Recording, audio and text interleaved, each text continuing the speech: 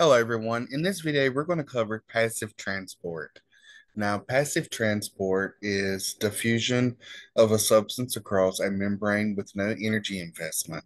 So before we start talking about transport, and we need to learn about diffusion in general.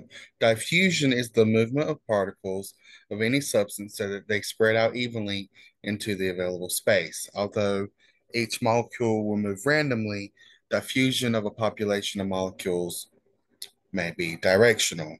And so these particles or molecules will move until you reach dynamic equilibrium, as many molecules cross the membrane in one direction as compared to the other. So the best way to demonstrate that is in a diagram here. So for example, let's say you have molecules of dye that's been added into water, and there's a membrane that separates the two sides. The molecules of dye will travel naturally towards the water um, until there is an equilibrium on both sides of the barrier. And so that equilibrium is called a dynamic equilibrium because molecules will continue to randomly move, um, but they are still going to be equally spaced out on both sides. Substances like to diffuse down their concentration gradient, the region along which the density of a chemical substance increases or decreases. Each substance will move down at its own concentration gradient, which is unaffected by the concentrations of other substances. Substances like to move from areas of high concentration to areas of low concentration. And so in this image is showing you two different solutes and how they are independent of each other, but they will eventually move um, towards, each side from a high to low concentration.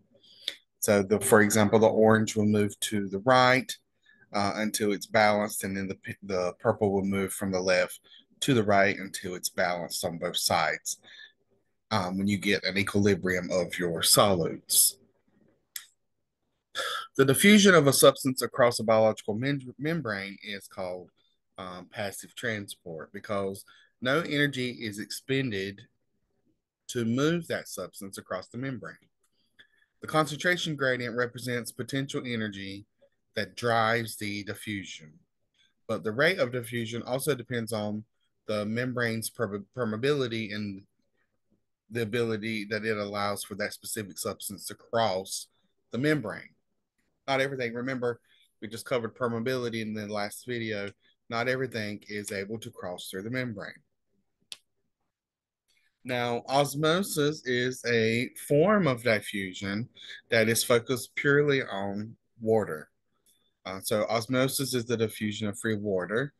Water molecules are not clustered around another substance that's able to cross a selectively permeable membrane. So, free water molecules will diffuse across a membrane from the region of low solute concentration to the region of higher solute concentration. So if you kind of think of it, it's kind of opposite of a solute diffusion. So water will move um, from the low solute concentration to a region of higher solute concentration, so that the concentration would then eventually equal out. Water keeps moving until the solute concentration is equal on both sides, and so you have your traditional U-pipe experiment that you can perform to demonstrate osmosis. In that, if you have a U-pipe, you can have a membrane in the middle. The membrane, typically, if you was to do this in lab, would be like a cotton ball. And so you can have two sides of your U-pipe with different solute concentrations, one side being higher concentrated than the other. And so in this demonstration, the right side has a lot more solutes compared to the left side. And so the way osmosis works is that the water molecules are going to be more attracted to the higher solute concentration, and they are going to slowly move until it forms a balance, until the solute concentration is balanced out.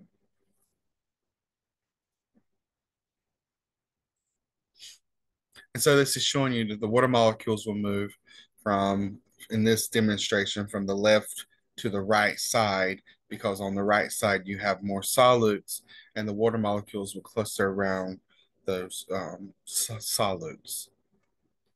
Osmosis is important because, like we learned in chapter 3 with the properties of water, water is super important for biological function and for life in general. So learning how water reacts to solutes and how cells are able to balance osmosis is important. So, water balances cells without cell walls, for example, animal cells,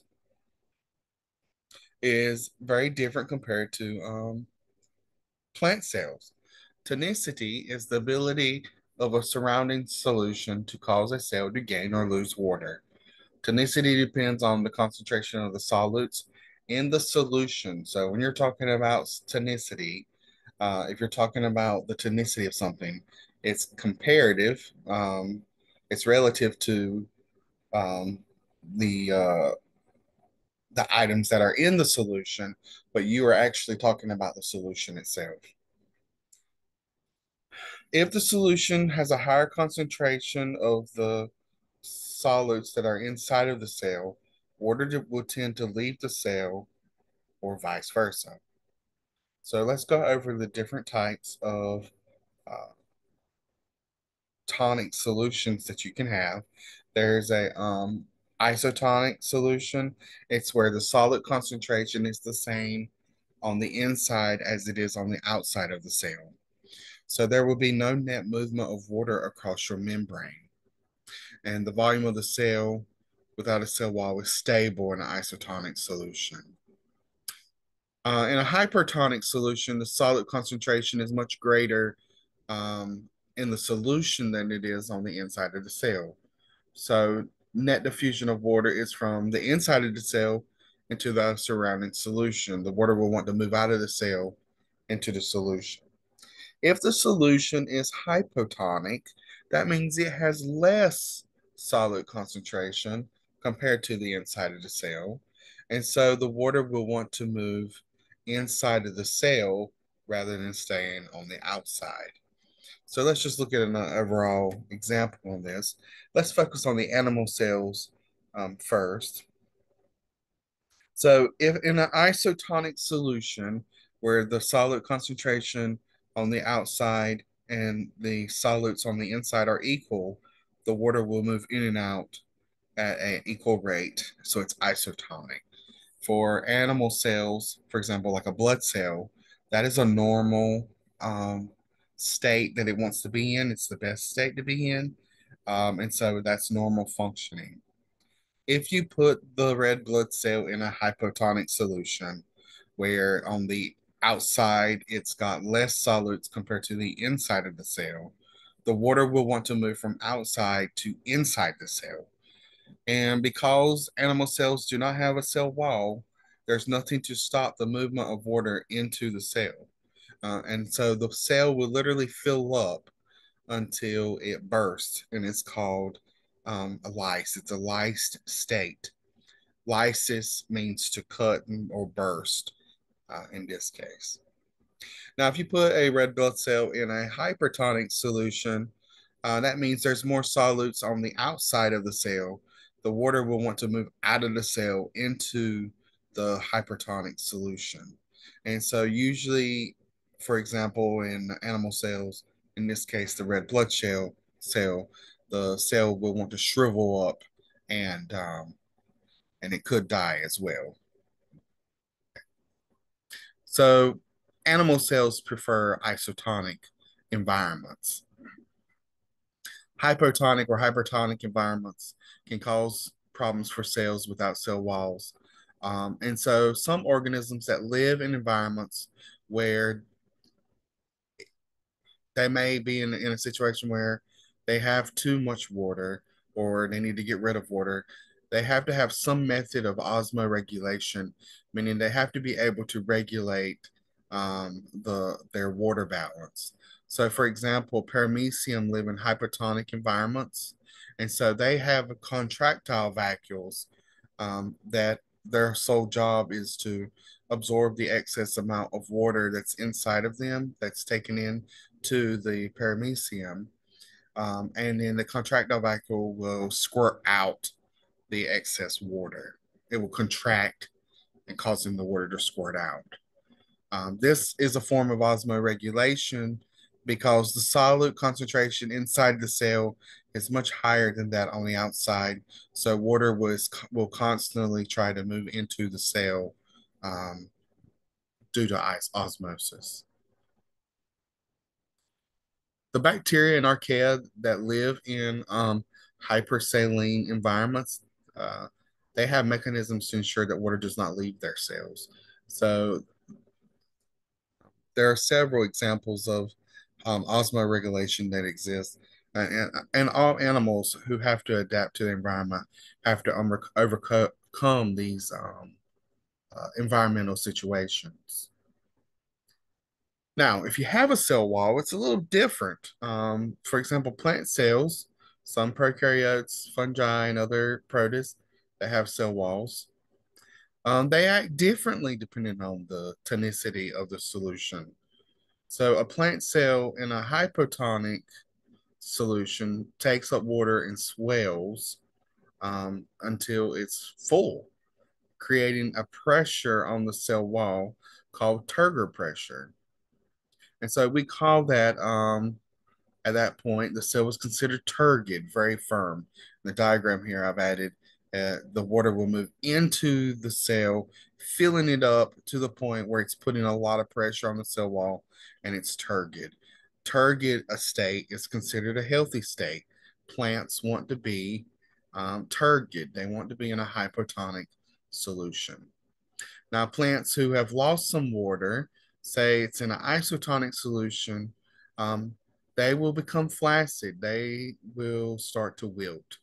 And so it doesn't mean they've lost all their water. They're just lost the turgid pressure that pushes against their cell walls that allows for them to stay upright. So plants, unlike animal cells, do not like isotonic states. They'd rather be hypotonic. Um, and then, of course, compared to a hypertonic solution, plant cells will lose water in a hypertonic environment. The cell will shrivel up where the membrane will actually pull away from the cell wall and the water will move out of the cell. And it's a phenomenon called plasmolysis, where the plasma membrane is quote unquote cut away from the cell wall. In a situation where plasmolysis has occurred, the plant will wilt and it may die if it's in that state for too long. The plant does not like that. So, once again, let's review, but this time, plant cells, the turgid environment is the normal one. Flaccid is where it's isotonic, and then plasmolyzed is the hypertonic state where so animal cells love to be in isotonic situations, plant cells would rather be in hypotonic situations.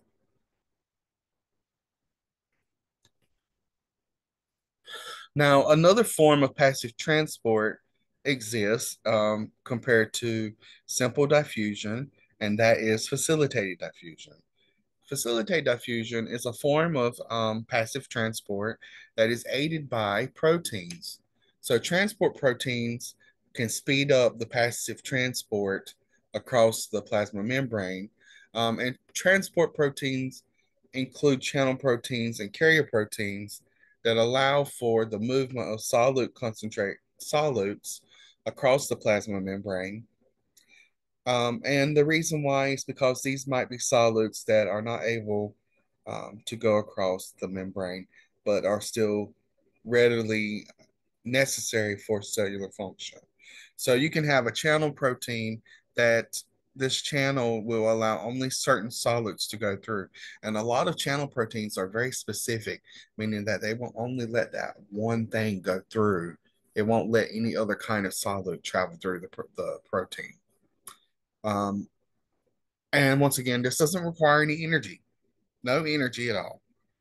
The other type of protein is a carrier protein where a solute will enter into the protein, causing a shape change that allows it to be released onto the other side of the plasma membrane.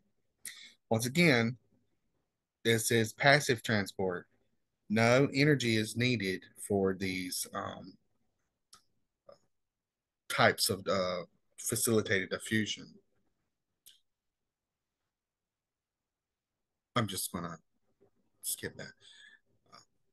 Some ion channels called gated channels open or close in response to a stimuli. And those are, for example, the open and closing of the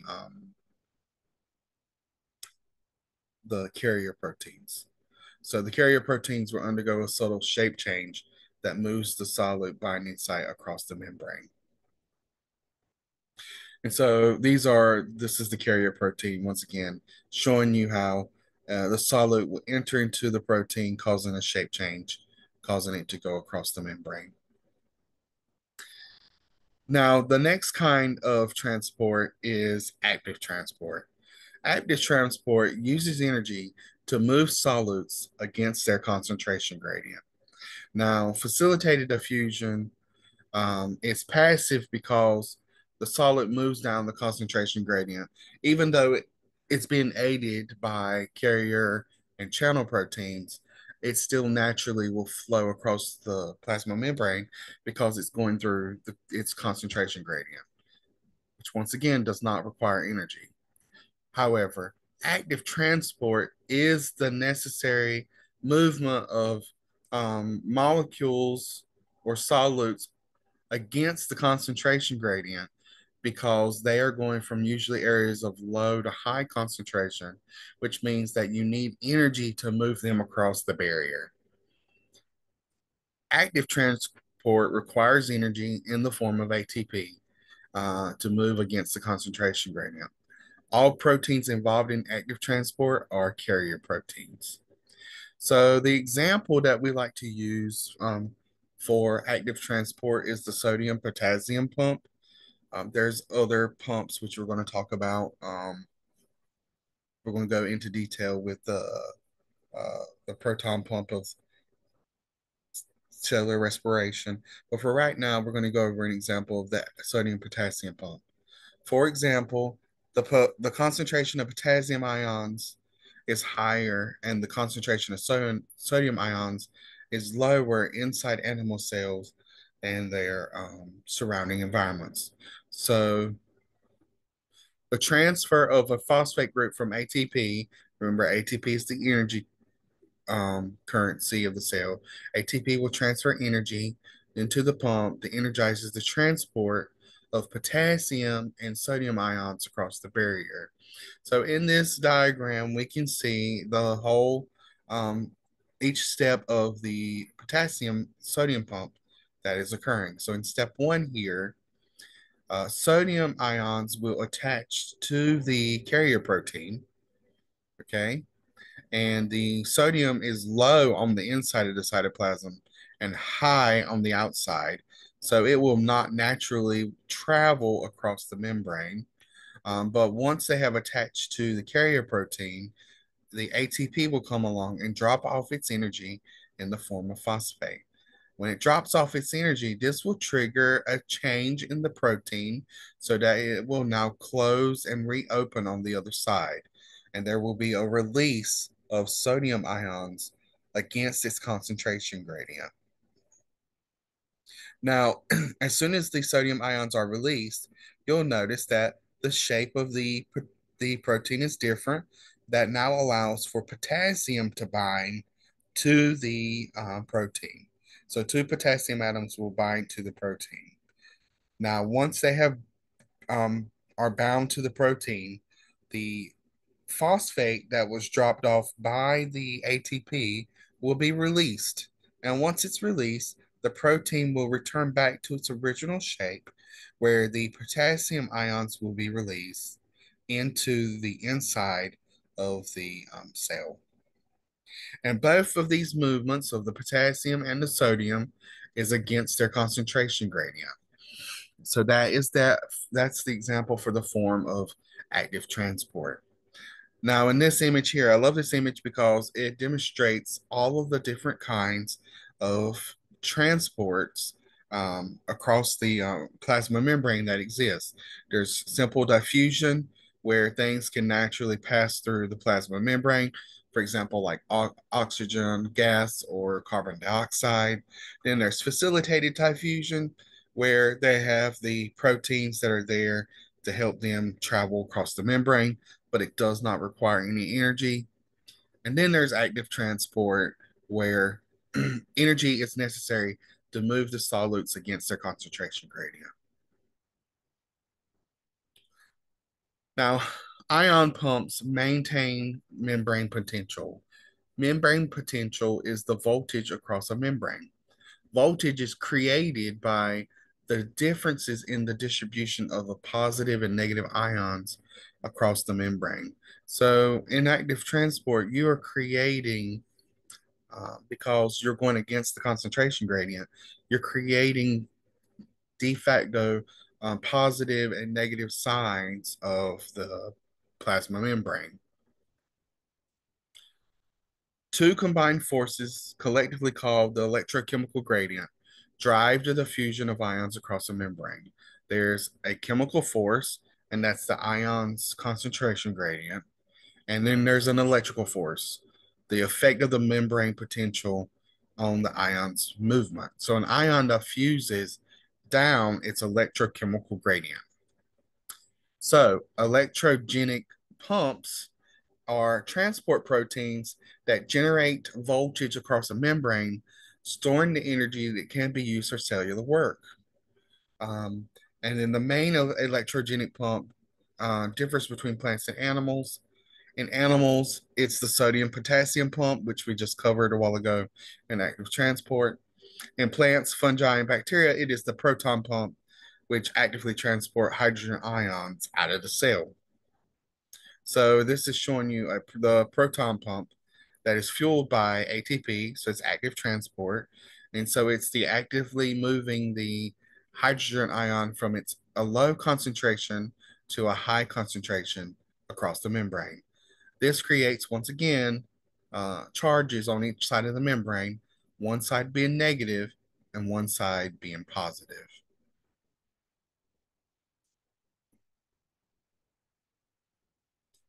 Now, co-transport occurs when active transport of a solute indirectly drives transport of other substances. So the downhill diffusion of a solute is coupled to the uphill transport of a second substance across its own concentration gradient.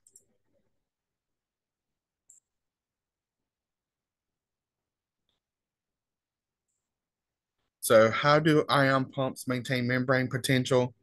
Plant cells use proton pumps to generate an hydrogen ion gradient across the cell membrane. And this is super important when we're talking about electron transport chain, which we'll get there, chapters 9 and 10. A co-transporter couples the movement of hydrogen ion back down its concentration gradient to the active transport of sucrose into the cell. This is how plants load sucrose into their veins for transport around the plant body. So this is showing you the coupled transport that can happen. So you have your proton pump, where it will force the hydrogen ion across the concentration gradient. And so then you also have your co-transporter, where you need to transport sucrose, which is a larger molecule. And remember, to move large molecules, it does require energy across the membrane. So instead of wasting energy in the form of ATP to transport the sucrose across the membrane, the diffusion of hydrogen ion back from its high to low concentration will also pull the sucrose across that protein, across the membrane.